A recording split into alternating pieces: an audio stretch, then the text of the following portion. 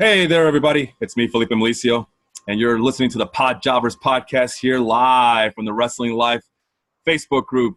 And with me, as always, is Brett Moore. Brett, say hi to everybody out there. Heyo. How's everybody doing? Hope everyone's well.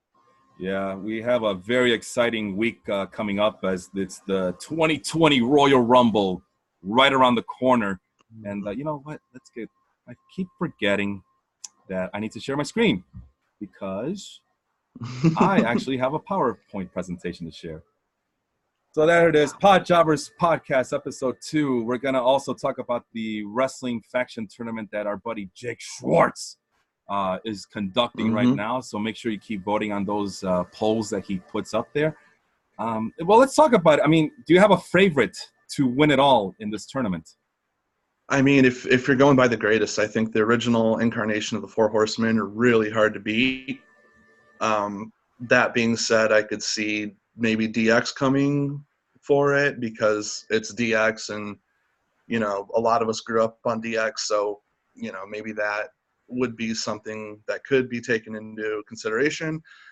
Maybe the NWO, even though it's like the 400-person Buff Bagwell version of the NWO, but really, who knows? I mean, my money, though, is probably on that original incarnation of the Four Horsemen. You know, Flair and Arn and Tully and... Nah, I'm missing one. Ah, crap. Yeah, I'm missing one, too. Shoot. Well, I'm sure someone out there can correct us. We got a bunch of people who grew up in that era who can teach us young whippersnappers how to do it correctly here.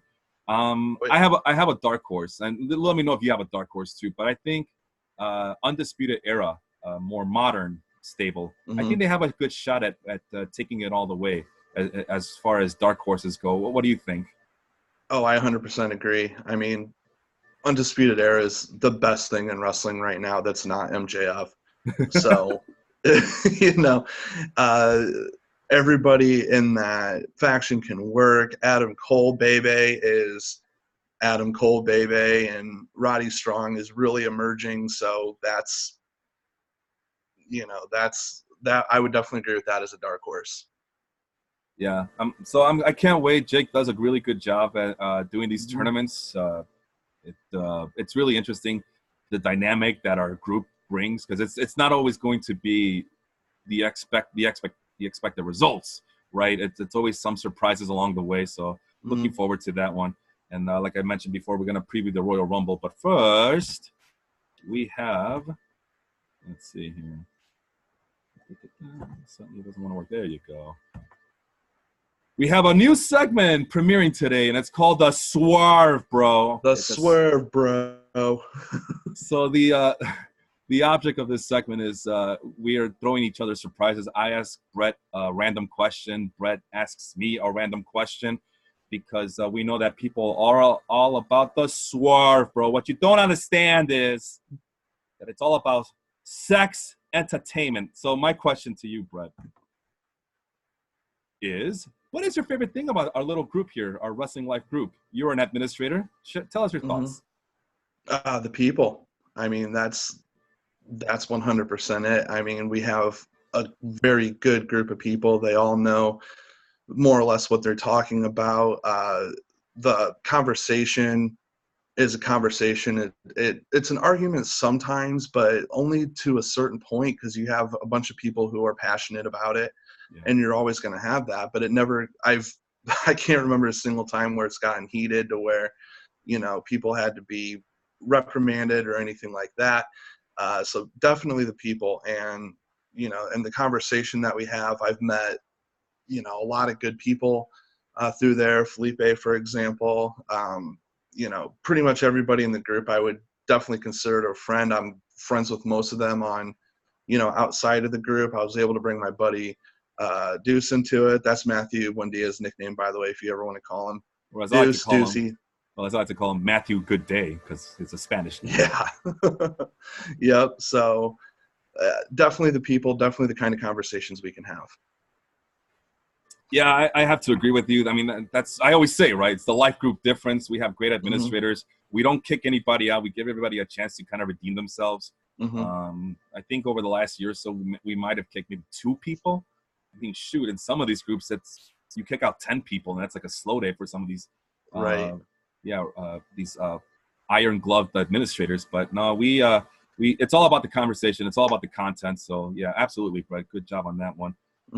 What's my question? So I have a swerve within a swerve question for you. God. Okay. So the swerve question is, what is your dream match? And then the swerve within the swerve is, it must be a gimmick match. Oh, dude. Oh, I am not ready. I wasn't ready for this. I really was. Okay, so it's my dream match, and what? It's got to be a gimmick match. Cage match, Hell in a Cell, submission match, something like that. Okay, dream match. All right, I could do this, Felipe. Come on. All right, I would like to see Will Ospreay, Okada, Ricochet, Rob Van Dam in his prime, Kenny Omega, Tanahashi, and Naito in an Elimination Chamber match. We talked about last week. That is one of my favorite gimmicks or matches or what have you. And those are basically my favorite wrestlers going on right now. I forgot to mention Pentagon Dark as well, or Pentagon Junior. I'm sure he can come in as a surprise and mess things up for all these other wrestlers who are trying to reach for that brass ring. Yeah. And okay, so I guess it wasn't that difficult, but yeah, just get the New Japan guys to come on over and have that big chamber match, that violent. What's up? And get a time machine to get Prime Rob Van Dam. Oh yeah, I mean, we mentioned it last week. All our shows are always connected, right? Where you mentioned how Rob Van Dam went to the ceiling of this thing and just dropped down and did a frog splash. Yeah, give me that Rob Van Dam. Yeah. And he crushed Triple H's throat in the process. Paul, you poor guy. You poor guy. I can't talk. That motherfucker crushed my larynx, brah. He crushed my throat. It was Brian Adams. Crush. Good stuff. Good stuff. Let's see what's next on the docket. Okay, and this is our second segment that we're featuring today on this episode. It's called How's Your Territory Doing? There's a backstory to this one. My buddy Matt Bushnell, formerly of the Men Up North Sports Podcast, we talk a lot throughout the day, and he brought up the idea, hey, why don't you do some make-believe thing where Vince McMahon is booking All Elite Wrestling or something? And I brought it up to Brett. Brett was all for it. And, because we encourage – I'm always all about everything is wrestling, right? Why only limit yourself to wrestling? I mean, we talk in wrestling lingo outside of in our other groups as well. So, I mean, if you guys notice that, we're always using wrestling terms no matter which group we're in, and we're all about that crossover life as well. So we figure, since this is a very Russo-rific program today, we figure, what would Vince Russo do to book the 2017 Houston Astros, bro? Bro, what you don't understand is that people like a sure winner, bro. And the rings and the banners, they don't matter, bro. They're just props. Rings are meant to be married to somebody, bro. Yeah, I mean, personally, I think this is probably right up Russo's alley. If he hadn't actually booked this, it would not surprise me if it came out like, the Astros organization was like, here's the real culprit behind it, and Vince Russo comes out, and it just would not surprise me in the slightest. It's a total Russo move. Like there's a lot of connection here. Vince Russo's a big baseball fan, right? He also used to work for Turner, right? Now work with me here. He also, so you can imagine, listen, Manfred, I got a brilliant idea, bro. And he goes back to the Sports Illustrated cover where they call the Houston Astros the 2017 champions, 2 or 3 years in advance.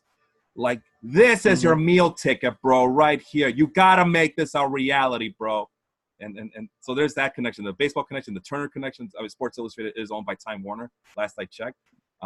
So, yeah, it only makes sense. And then, of course, we just talked about gimmicks. I can imagine Russo being in that office. They say, what we did at WCW We did a street match, bro, and we were using folding chairs, ladders, dump trucks, garbage cans. Hey, wait a minute, I got a great idea. Monitors, and that's where the banging scheme comes from, right? The garbage, like, Yeah. it's Vince Russo. Mm-hmm. We gotta utilize a garbage can, bro. No one will suspect a thing. Now, here's the only thing that I might not buy with Russo being in charge of that is the fact that Russo doesn't believe in heels and baby faces, and there are definite heels in this whole thing. You know, Bregman and Altuve, you know, he would find a way to get them more over than the people that probably should be over. That would be a total Russo move. I'm so glad. Go ahead. He would somehow swerve it so that they were the good guys. Oh my God. What you don't understand is I am developing a storyline where the system is broken, bro. And I'm just pointing it out, bro. I'm just pointing it out. These guys are not the bad guys, bro. It's the system. And it actually sounds like me defending the Houston Astros for cheating. Well, it's not their fault. Manfred didn't know how to enforce the rules, God damn it. So they end up putting to settle the whole score. They have Altuve versus Aaron Judge, and Altuve goes over clean, like no problem, like it's no big deal. We're gonna that fight. Would be a Russo move. We're gonna fight them on the top of that train, bro, on the center field, bro, and it's gonna be called foul pole on a pole match, bro. Because he's all about Banner on a pole, bro. We put the banner up there. First person to reach it wins. Oh, I thought you said banana. I'm like, what, banana on a pole? No, banner. Did I say banana? I thought you did. Banner, that's right. Banner, like the pennant, right? Oh. But here's your other swerve. In comes the Dodgers. And then your Aaron Judge versus Altuve comes in there, and then all of a sudden you got Cody Bellinger in there. And then you have Yu Darvish just all sorts of pissed off because he got blamed for tipping those pitches, right? Yeah. So here comes Yu Darvish from out of nowhere and then just knocks them all out, and then he still signs with the Cubs. That's the ultimate swerve, bro. You think we're going left, but then he signs with the Cubs. That's going right, bro. That is... Oh, man. Let's see here. I got some comments to read here. Ted Cagney wants to make sure that everybody knows that he's sipping on some Pinot. Well, I am sipping on this lemon ginger gimmick. Delicious. G2 Gatorade, baby. Fruit punch. Hey, look all at day, you. every day. That's kind of like wine-like. It's red. It's power red, right? It's sort of, yeah. Let's see. Ted Cagney also likes to have us know that this is the best group that he's in, and I know him because we're in a group that pays an homage kind of to the. It's an old radio show that we listen to here in Chicago called the Boris and Bernstein Show, and that's where a lot of slapstick comedy routines that come from that. So yeah, so that's saying a lot because he's a big fan of that show. But to say that this is the most civil group he's in, holy crap! We just broke Facebook. Yeah, I mean, I would agree with it though. I mean, if you really look at it, we don't have a ton of conflict in the group. No, I mean, and that's very rare. Well, the conflict is WWE versus AEW, but that's part of the Wednesday Night Wars, I guess. And also, I was going to say Bret Moore. No, I was going to say Bret Hart versus Shawn Michaels is another hot topic issue. Yeah. But, I mean, we're about due for a nice long. We have enough new members. We're about due for a Who Screwed Bret post. So maybe keep your eye out for that. Yeah, I'll turn a blind eye to that one. I'll pretend like nothing's happening. We'll beat that dead horse. Matthew Whelan makes an appearance here. He's of the Lab, the food podcast from last night. He wants to know, how do I do stuff like that? It's called sharing your screen, bro. What you don't understand, bro, is you gotta hit the share button. And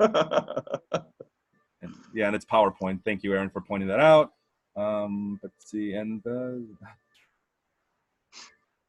Ted is all over this show right now. He's saying Vince should be booking the Astros. Judy Bagwell in a hitting leadoff.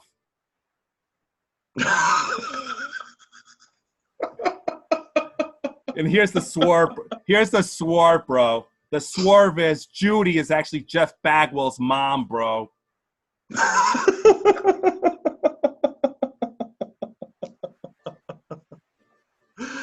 But first, you got to get her off the forklift before she can take her first at bat. That's the swerve within the swerve within the swerve. Oh God, swerves within the swerves within the swerves. Oh Lord, this is a lot more fun than I thought. I'm literally cracking up here. I didn't think we had it in us to keep this going. Okay, so Erin's getting impatient. She wants to know when the Rumble is. The Rumble is this Sunday. The reason we're bringing up the Houston Astros is everything's connected, right? Listen, any podcast I'm in is always connected to something, right? There's a method to my madness. Right. The Royal Rumble is live at Minute Maid Park from Houston, Texas, bro. And this is just it's very serendipitous, isn't it, Brett? Absolutely. So absolutely. It couldn't. Vince Russo couldn't have written it better. With his spelling mistakes and all that stuff.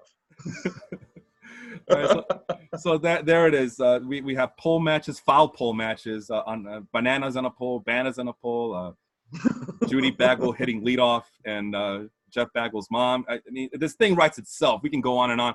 Feel free to share your Vince Russo-rific booking of the 2017 Major League Baseball season where the Houston Astros go on top. Oh, the other thing I wanted to mention was Jose Altuve, right?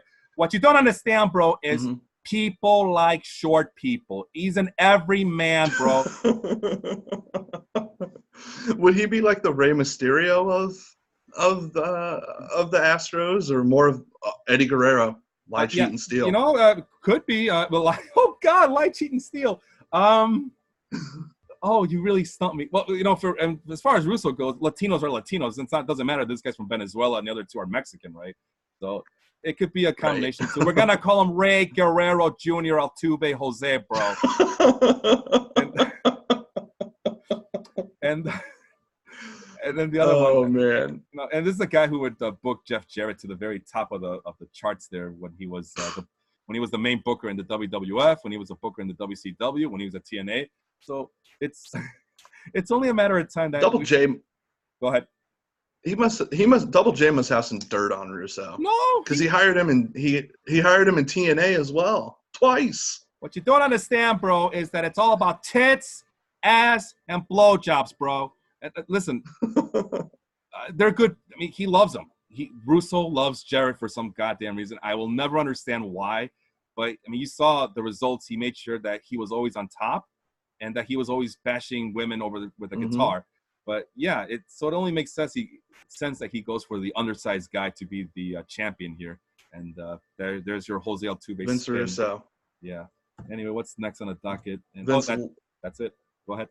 Vince Russo loves Jeff Jarrett, hates women. You heard it here first. Oh, he's very misogynistic. What you don't understand, bro, they gotta be on bikinis. That's the problem with the WWE. They gotta show more skin, bro. This wrestling thing is not gonna work too well in the next 5 years. So there you have it. Vince Russo booking NXT women's matches as well. All right. Next on the docket. Okay, since everybody's asking about it, Royal Rumble preview, right?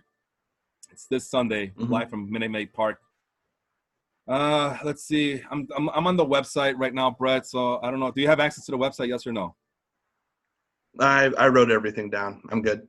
All right. Well, I'm going bottom up on the website. So the first match that shows up on the bottom up is the United States champion Andrade Cien Almas versus Humberto Carrillo.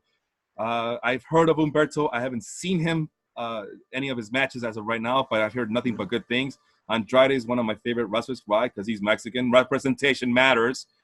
And I like the few matches I've seen so far. But what's your take on that one? I'm with you. I think it should be a pretty good match. I like Andrade myself. You know, a while back I went back and watched all the NXT takeovers. Man, he has such good matches during those. You know, I'm hoping he can kind of get back to that. That would be fantastic. I'm not going to say it as well as you did, but Humberto Carrillo, I'm so Midwestern and white, it's not even funny. So am I. Everything I've seen from him has also been pretty good. So I'm excited for it. I think this should be a good match. Yeah, I haven't looked at the other matches quite yet, but judging on the matches that I can see, this might actually steal the show. Do you agree with that statement? It could. It could. That's what I want to hear. That's what I Mhm. want to hear. I want to hear the Latinos bringing up that product, that promotion. Next on the docket, Shorty G's in the house. Shorty G's in the house versus Sheamus. Why should I care about this one, Brett? Because Sheamus is awesome. Oh, okay. Is he still awesome? I don't know. I mean, do the kids still love Sheamus? I've always liked Sheamus. He's a Yeah. big, pale, red-headed Irish dude. What's not to like about him? You know? Plus, he's coming back from, being pretty seriously hurt from my understanding and everything like that. Mm-hmm. And he could always go. Would I have ever made him a world champion? Maybe not, but that's why I'm not the grapefruit. So You're not Vince booking these matches. What you gotta understand, bro, Mohawks sell, bro. The wrong Vince, right? What you gotta understand, bro, is Mohawks are in. Anyway, what was I talking about? Okay, so who do you got winning that one? Did you tell me already or no? I'd probably take Sheamus. I want to see Sheamus. It could really go anyway. I mean, they don't seem to be wanting to do too much with Shorty G. The dude can go. Nobody's denying that, but doesn't have much of a personality. So yeah, and I wanted to ask you about the Sheamus because you said this injury. I thought he was on his way to retire, and suddenly he's putting in work at the Royal Rumble this Sunday. So so he's okay now. All of a sudden, what's going? Do you know any updates on that one? Just from my understanding, is he's had neck issues for quite a while.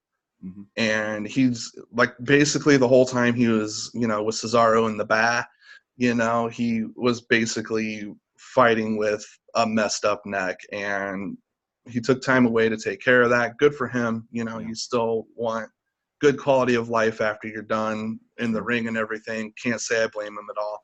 That's my understanding of it. Yeah, and Aaron thought he died, figuratively,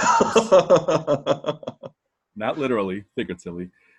Moving on to the next one, the SmackDown Women's Champion versus Bayley and Lacey Evans. All I know about Lacey Evans is that she does a real mean rendition of Blue. But what else can you tell me about this match? My love for Bayley is well documented. I mean, people might have their opinion of her as a heel. I think she does a great job.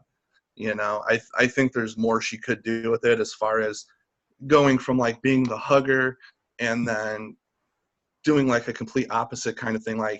And she did touch on this when she first turned, but she's goes from being a hugger to being this, kind of sanctimonious, condescending role model kind of thing. I think she did good with it. I think she could have done a little bit better, but it's Bebe. I love the girl. I was a hugger. I'm a heel hugger now. So that's who I'm going with. Lacey Evans. I don't know how I feel about Lacey Evans, man. I mean, she's got the look. Her work has never really impressed me too much, but she could come out and surprise me. I still think Bayley's probably going to retain. Yeah, I have a feeling that Evans is going to be shot to the moon soon. I don't know how soon. I don't think it's this match, but I know McMahon loves his women the way January likes its winter storms. Blonde, white, I don't know. Big tits. What you got to understand, bro, it's about anyway, I'll stop. Next on the docket is the 2020 Men's Royal Rumble match. I don't have a list of competitors. I just know that Brock Lesnar is fighting number one. Is that still the case? Is he the number one entrant there? Yeah, that's from what I can tell. I did write down people who were who are confirmed in the Rumble. Brock is number one. You want me to do the rest of them? Sure, why not? Might as well give the kids something to chew on. So they have 30, right? And they have 25 announced. Okay. So you got Brock Lesnar coming in at 1, Roman Reigns, because it wouldn't be, a pay-per-view without Roman Reigns being in like 7 things. AJ Styles, Eric Rowan, Randy Orton, Rey Mysterio, Ricochet, Drew McIntyre, Elias. I'm not going to call him by his first name, Baron Corbin, Dolph Ziggler, Otis, Tucker, Rusev, Bobby Lashley. That might get interesting. Aleister Black, Buddy Murphy, Braun Strowman, Shinsuke Nakamura, my man Seth Rollins, Kevin Owens, Samoa Joe, Kofi Kingston, Big E, the biggest treasure WWE has, and of course, R-Truth. Ain't that the truth? So that Go ahead. that leaves us with 5 surprises. Mhm. You're more than likely going to see some NXT guys. My guess is probably Matt Riddle, somebody from Undisputed Era, maybe Finn Balor. Keith Lee would be cool. And then we have that number 30 spot where there's lots of speculation about who that might be. Right. It's going to be Roman Reigns, by the way. Roman Reigns gets tossed out and comes back in at 30. But there was all that talk when he came back to do the Fox show about CM Punk doing it. Right. Who knows? Cain Velasquez was another one. That kind of sets up the WrestleMania match between, him and Brock Lesnar for that Universal title. And then another one that I've seen that's been gaining a lot of steam is Edge. So, everybody in the groups knows I'm a big Edge mark. I have kind of mixed feelings about this, because on the plus side, I don't want to see the guy end up being crippled. Mm-hmm. But on the flip side of that coin, if he's cleared, he can do it. He knows what he can and can't do. Why not? Why not bring him back? He's not going to work a full-time schedule like he did. Probably get him through to WrestleMania. Give him a proper send-off. I could see that happening. I think it would be cool. As much as I would be kind of scared to see the guy mess himself up really badly, it's Edge. I love Edge. I wouldn't hate it. I would be excited too. I'm also a big Edge fan. I'm not as big as you are though, but I wouldn't mind it. I'd be scared for him because apparently that neck injury was also pretty damn serious. So, and that's a big bump to take off the top of the rope or over the rope and then down to the floor. I mean, that's kind of dangerous. But like you said, if he feels that he could do it for one night and one night only, maybe. I actually like the CM Punk one better. Imagine that pop. But no, what was the other names you mentioned? CM Punk, Edge, and who else? Cain Velasquez. Shoot. Is he even healthy? I don't know. I haven't really seen anything on it. But, I mean, if you're looking at it from a planning ahead point of view, it really does seem like they're going for an angle with him and Brock. It would work. It would be perfect. Yeah, as long as Kane goes over, because that's what happened in real life. But, you got to keep Brock Lesnar. I mean, I think Brock Lesnar's going to win anyway. He's going to be number one, and he's going to maybe do 15 minutes of work, but be out there for 75 minutes. And maybe Brock Lesnar is the guy who breaks Chris Jericho's record for longest Royal Rumble. Wait, which I don't even know what record Jericho broke. Is it longest in a Royal Rumble match or just accumulation? I don't remember either. I thought it was Rey Mysterio that had it. Never mind. Yeah, so I think Jericho has all-time accumulation of number of minutes and hours that added up to this seemingly unbreakable record at this point. But I think Lesnar. Just call me a cynic, but I think Lesnar just goes over clean on this one, and that's all she wrote. As far as the surprise, I wouldn't mind CM Punk just because he's a regular every week on the TV shows, and Fox has more pull than people want to admit to. They have, you talk about grapefruits. Well, they are squeezing the grapefruits out of McMahon right now. So I would love Nobody to see squeezes the grapefruits, pal. I know there's, when you say grapefruits, all I keep thinking about is there's medications that you're not supposed to take grapefruits with. I wonder if he takes those. I think it's the blood cholesterol. When I think of it, I think of if you watch the Edge and Christian show on the WWE Network, towards the end of the second season, there's this whole episode where they end up finding Vince's actual grapefruits. And that's just what I think of as like the grapefruit. It's like in a bulletproof case kind of thing. It's hilarious. If you've never seen the Edge and Christian show, watch the Edge and Christian show. But only after you watch this one, right? After this, of course. Of course. All right, so that's the Royal Rumble. Do you want to give me a prediction as to who's going to come out on top? Who's going to be the final contestant or the last man standing?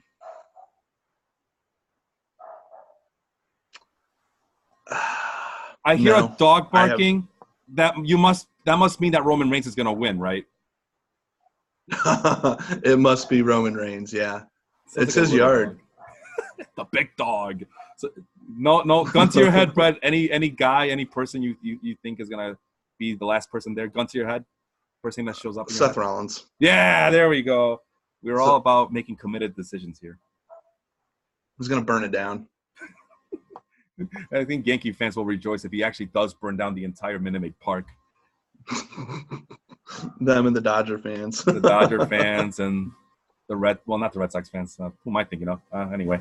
Well, the Cub fans, right? Because they're pretty pissed off that Yu Darvish, that the Cubs signed pretty much damaged goods after that World Series. So maybe. He did all right last year. Yeah. But look how long it took him, though. I mean. Well, anything worth doing is worth doing right. There you go, Brett. There you go. You know what? That's going to be the new slogan for the 2020 Cubs right there. Say it again for us, Brett, while I drink my tea. Anything worth doing is worth doing right. Cubs will win the World Series again in 2021. Write it down. Shit. I thought you were going to say 2020. I almost spit my tea out. What are you doing to me, Brett? No. I'm not that optimistic. Moving on to the next match. We mentioned these guys already. Roman Reigns versus King Corbin in a Falls Count Anywhere match. You think there's going to be garbage cans involved in this one? I have no idea. That's going to be my bathroom break match. No, what if – work with me here. What if they take it to that area in the dugout where the infamous computer and garbage can were sitting there for the Houston Astros to cheat? What if that same table is still there and then they just break it apart and then Yankee fans rejoice, right?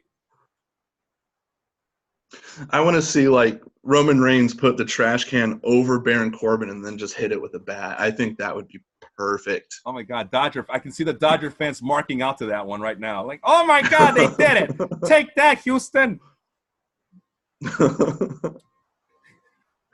Yeah, that's I don't mind Roman Reigns so much, but I do not like Baron Corbin. I understand he's trying to be this heel. I'm just not buying it. You know, he doesn't have any personality to me. He can work, and his finisher is sweet, but that's the best thing I can say about him. No, I mean, I tend to agree with you. I like to give some of these wrestlers some benefit of the doubt, but I just don't see it with Corbin. I don't see it. It seems like they're always changing his gimmick every month, it seems like. And I don't get it. I know, like, once you're on Vince's good side, you have a little bit of a leeway, but it's kind of, they do one thing with Corbin and then they switch it up on us like on the next show, and it's really frustrating. I think that's also part of the reason why lots of people don't like Corbin, is just this jerking around that McMahon has on the audience in terms of his gimmick. That's my opinion. Long story short, Roman Reigns wins this one. I think they're gonna have the pin at the Houston Astros dugout. On top of the table, there's going to be computers and monitors. Oh, what if they go into the video room where they were getting all the signs and they find the buzzers that were helping the Houston Astros the last 3 years, even though Manfred said there was no evidence that they were cheating the last 2 years. But now we're trusting family members who don't know what the frick they're talking about. We're going to take their word for everything that they say now. But what if they do that, Brett? They go into that video room and really uncover some dark secrets there. So maybe if Russo was still in charge, I could see that happening, but I don't think there's anybody there right now that's that creative. Sorry, Bruce. Sorry, Paul. Don't see it happening. With our luck, it's probably off limits anyway. Now Manfred wants to put some disciplinary action. Now he wants to enforce. On the biggest night of Houston, besides them going to the World Series, but on the biggest night of the year so far, January, right? You want to start locking things up and have these people not have access to this stuff? Shame. For shame. Next up on the docket, the Raw Women's Champion, Becky Lynch versus Asuka. Is Becky Lynch still a thing, or is the win underneath her sails kind of flustering out?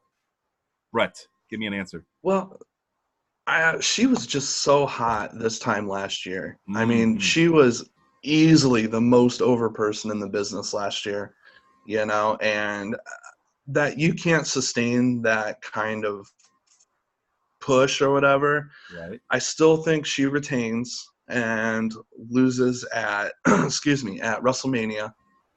But I do think it's going to be a pretty good match. I like Asuka. I like what they've done with Asuka. I think she's a great heel. But I think it could be a good match. I think if Andrade and Humberto Carrillo don't steal the show, I think this one might. I agree. This one looks very promising. You got Becky Lynch, who's a great worker. You got Asuka, who is supposed to be this badass. Remember, before she got ruined by the WWE, she was this master submission artist. And, of course, this was before Baszler and Ronda Rousey were into the mix as well. Asuka was that person, that wrestler, that women's wrestler that can beat you in so many ways and just a threat to the women's division. So maybe this has to be a strong match for both, right? This has to be like Dave Meltzer's 7.5-star match, right? Because there's no other way to book this one, I believe. No, I think it should be a good match. There's no gimmicks to it, just a singles match. I can't see how it won't be a good match, honestly. Yeah, and I think, unless they do a screw job on Asuka, I don't know, or on Becky Lynch. I mean, she is the face, so isn't Asuka part of a tag team? Rekindle my memory there, Brett. Isn't she part of a tag team? Yeah, so, with Kairi Sane. Yep. So, yeah, the Kabuki Warriors or something. What if equally racist?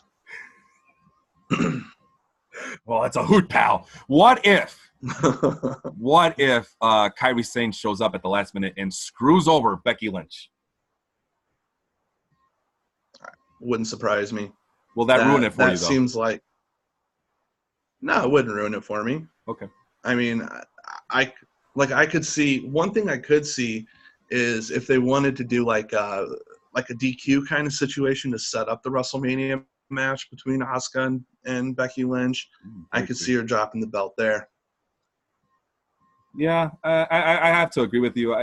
That the original thought was that Becky Lynch should win this one. I think I'm going to lean towards you. I don't know if she actually loses at WrestleMania, though, right? That was your original prediction, that she wins here but loses at WrestleMania. Is that what you said? Yeah, and I'm sticking with that. I'm going to go a win here and a win at WrestleMania. Unless they do a 6-women match, fatal away or whatever.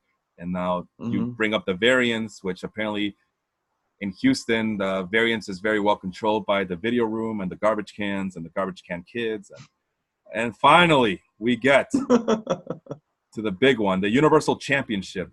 The Fiend, Bray Wyatt versus Daniel Bryan. The Fiend is still on fire, right? I mean, all signs point to him retaining on Sunday night. Would you agree? Well, it's a strap match as well. Oh, I didn't mention that. Sorry about that. Well, on Wikipedia it says it's a strap match, so I don't see how it can't be a good match. I think Daniel Bryan's Daniel Bryan. He's always gonna put in a good performance. I love Bray Wyatt. I loved Bray Wyatt before he was the Fiend, and I like him even more as the Fiend.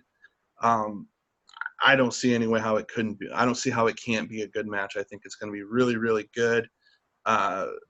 Maybe not enough to steal the show or whatever, but I don't see how it can't be a good match.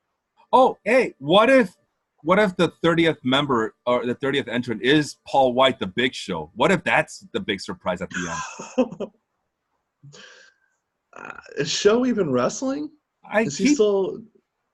I keep seeing that he's making comebacks or whatever. I don't know. I'm asking you. You're the expert. I was hoping you could clear that up for me. Who knows? I mean, it is the Big Show, and you hit that music, the well, it's going to get a pop. It could happen. And then Big Show goes to the back and gets himself a pop. Soda and pop, that is. I don't know. Well, if you follow Big Show on Instagram, he's always showing off pictures of himself. He's hitting the gym. He's looking good. You know, he's what he should have looked like in 2002 or when he was ECW champion. You know, so he's looking good. I just realized that we skipped over one of the big matches here. It's the 2020 Women's Royal Rumble match as well. So once again, they're having two of them. The very first Women's Royal Rumble match, what was it, 2018, I believe? That's still one of my favorite. Yeah, I think so. That's still one of my favorite matches of all time in terms of the Royal Rumble. Easily, it's, the ladies just came and worked that one. Do you have a list for me for this Women's Royal Rumble match? Yeah, so they've only announced 5 so far. Charlotte Flair, Alexa Bliss, Nikki Cross, Sarah Logan, and Natalya Neidhart. And 5 of 30. Wow. So what's the holdup? Do you know? I have no idea. I'm guessing that they're going to do a lot of – I can see them sneaking an NXT angle in there and getting a lot of those women up there because all the NXT women can go, you know, and anytime I can see Rhea Ripley or Toni Storm, I'm okay with that. I could probably Shayna Baszler, you know, debut on the main roster. I could see that coming. As far Io Shirai, you know, Kaylee Ray, Candice LeRae, Chelsea Green just debuted with NXT a few weeks ago. You could see her making her debut in that. Maybe some legends. I could see Beth Phoenix. I could see maybe if Trish Stratus wants to do another one, but I really don't know because she's supposed to be like forever retired, but it is professional wrestling, so retired is always retired. You know. That's Ric Flair. Who knows? Michelle McCool looks good on Instagram. She looks like she's been working out. I follow a lot of these people on Instagram, so you know. And I think that was her, right? That came in there and like knocked out on the first Women's Royal Rumble. Yeah. She knocked out like 8 contestants out. I mean, is that she the person? cleaned house? Right? Oh my God! So yeah, she. Or another thing I just thought of. Go ahead. Nia Jax has been out for a while. Oh. Yeah, so, and I just saw that I think it was Donald Wolf who posted a thing about her and was it Randy Orton talking about that one time where she was an entrant into the Men's Royal Rumble. That one, I think that was in Arizona, right? Mm-hmm. So maybe that's them teasing that she might be due for a comeback. So that should be cool. That should be interesting. But I'm looking forward to the. I see myself looking forward more to the Women's Royal Rumble than I do the men's. Like, I love the women's division, top to bottom in the WWE. Mm-hmm. Like, I'm a big fan. I'm a big mark for it. I don't know why. I try to. Maybe that should be another episode where I try to figure out why I like the women's wrestling in the WWE, but I can't take the men's wrestling any more serious than I do already. So that should be a thing. Let's see. What else are we going to do? Oh, right. So that's the Royal Rumble preview. Well, we don't have enough contestants to predict the winner, right, for the women's match, the Royal Rumble match? I mean, I still think it will be Charlotte Flair. Yeah, right. That sounds right. Or I could see Charlotte Flair. I could see Shayna Baszler making it and winning it too. But, I mean, Charlotte Flair – I don't think she hasn't won a Royal Rumble yet because she's been champion during all the rest of them. So, right, you know, she's got to win it eventually. Why not now? She's due. I wouldn't be surprised to give her that. And Andrade is there as well. So you want to give the hot couple some leeway, some wings to fly on. So I could see it all coming together for them. As Vince McMahon, I know he's a big fan of Charlotte and that respect. One more thing to go before we call it quits. I fell asleep last night. I'm actually under the weather. I don't know if you guys can notice, but I'm actually under the weather. But Brett, you wanted to do some highlights of last night's NXT matches? Yeah, real quick. So just because there was a couple of like big events that happened or big things that happened on last night's NXT, they had the 2 semifinal matches of the Dusty Rhodes Tag Team Classic, baby. The Broserweights, Matt Riddle and Pete Dunne defeated Marcel Bartel and Fabian Eichner from Imperium in the first match. The second one was the Grizzled Young Veterans, which makes no sense to me. Zach Gibson and James Drake, they defeated the team of Bobby Fish and Kyle O'Reilly, representing the Undisputed Era. What? Apparently there was some interference with Imperium in that match, so I think they have a match at the Worlds Collide pay-per-view, so probably setting up that angle. Right. And next week you have the final, baby, of the Dusty Rhodes Tag Team Classic, baby. Find out who is the best there is, baby. And then the other one was we have a new NXT North American champion. We can now bask in the glory of Keith Lee being the North American champion. He defeated Roddy Strong last night. I'm cool with that. Keith Lee's awesome. I like Roddy Strong. I like all of Undisputed Era, but my God, Keith Lee is awesome. Yeah, I've known about Keith Lee just by watching some wrestling clips when he was in Pro Wrestling Gorilla. So he's always been one that he's just so powerful, and he brings it on every match. Every match is a memorable one, it seems like. Doesn't matter if he's wrestling in front of 10 people or 100 people or 1,000 people. So I'm glad that he's getting the shine. He finally has a strap to carry around. So that's good to hear. Anything else happened last night? That was everything I wrote down. So. All right. And as far as AEW, because like I said, I fell asleep, so I didn't get a chance to watch. I'm behind. I know they were on a boat last night. It looked like a pretty setup that they had there. There's a pool, and MJF got dumped into the pool, from what I hear. So at least they didn't waste that opportunity to use that pool. They're definitely not WCW, folks. No, I don't know what you're talking about. And if they were, who cares, right? It's great. But I know I also watched Bash at the Beach, and my memory's gone to the shitter at this point. I can't remember what happened last week. I just know that there was a woman who was supposed to be a lifeguard, and she was in bikini clad as well. So maybe Vince Russo has more say than we think he does. I don't know. But anyway, last note to point out, we are supposed to have our first group meetup on Sunday. You guys got to let me know right away. There's a thread that I posted. It should be in the announcements. Go check it out. And you got to let me know if you're a maybe. If you're still interested in going, you got to let me know by tomorrow, because I'm not going to be babysitting these people and asking, are you sure you want to go or you don't want to go? Like, if you put down maybe, that means no to me. You're not going. So we're trying to push for this first ever wrestling life group meetup right here in Chicago. We're going to be at the Pitchfork on Irving Park. My boy, Dr. Nick, is setting up reservations, and he's actually talking to me right now as I'm doing this podcast. And he's saying that we had a reservation for 10. So there's still room for 5 more people. But if there's more people who want to join, you guys got to let us know right now. Either tag me or Dr. Nick, a.k.a. he's known as Nightick. So give him a shout-out and say, hey, put me down as one of the people who wants to do this Wrestling Life meetup. Let me know as soon as possible. Friday is a deadline. I'm not taking any more reservations this weekend because I don't want to be babysitting people all weekend long. But it'd be great if everybody can come out. It should be a good time. We just previewed the Royal Rumble. I'm excited. Brett's excited. We're all excited for this big night. Brett, any last words from you? The only other thing that I have is, as we all know,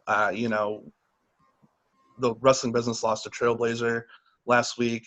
Soul Man Rocky Johnson passed away, father of The Rock, of course. He was one of the first big African-American superstars.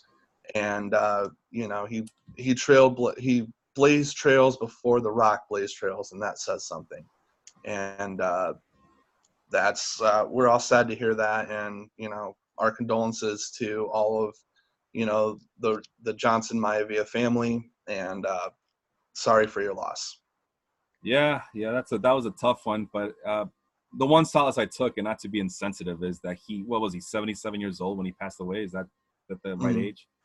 Well, he made it past, like I told my wife the other day, well, at least he made it past 50 years old. So that's a victory in itself right there. Anytime a wrestler can make it that far, especially from that era, that's a victory in my book. So he lived a nice life. He saw his son go to the pinnacle of where he's like in the Mount Rushmore of wrestlers of all time, right? The Rock. So yeah, it was a very fulfilling life for the former. Did he win a championship? He didn't win a championship, did he? With with WWE or any? I don't remember. I can't. I don't think he ever won anything with the WWF, but I'm sure he won something in other territories because those were the territory days, brother. Yeah. So I'm sure he won something. I'm pretty sure he didn't win anything with WWF. If I'm wrong, tell me. Yeah, tell us in the comment section below, and we'll keep this conversation going. But that's it. You've been listening to the Pod Jobbers podcast with Brett, and hope everybody enjoys the Royal Rumble this Sunday, and we'll see you all next time. Peace. Hi, Samantha.